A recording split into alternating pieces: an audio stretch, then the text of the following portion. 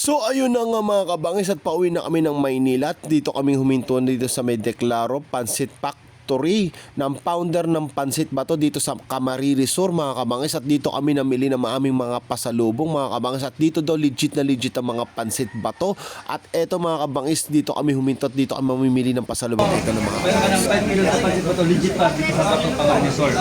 So, sa Manila, 120. Yan. Ano to? Ano yan? Ano Pancit yan? Bato, 5 kilos dito sa legit na sa Banwaan ng Bato Camarines Sur. Okay. Nag-isap over ang lahat ng instant man.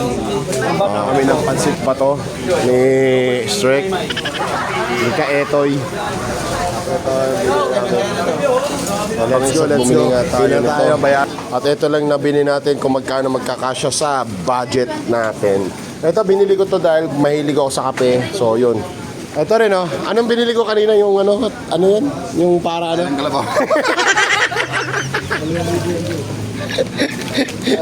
Ayun o. Ito yung sabi niya. Tayo doon ang alam. Ano ba to?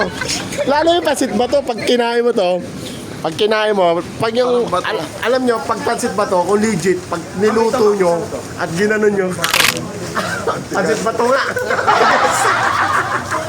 Nya! Sabi yan. Double ako eh. Oy, bakit may piyaya? Di wala piyaya sa akin. Loko-loko to, jacket to. Walang kaya ako. Oy, natatapon. Loko-loko to, naging piyaya. Yan o. Oy, hindi pa kasama to. Wala ko na to. Uy, ito lang po. Yan lang. Yan. Ito, tsaka to. Ito, hindi kasama to. Puta. Abnormal ang puta. Para sira ang ulo eh. Uy, nakwenta na yan. Hindi ah. Uy, nakaano na yan. Sa ano ba yan? Kaya mga bayaran nyo. Uy, wala akong ano. Pwede ba credit card? Ayaw, di ba? Wala akong ano siya.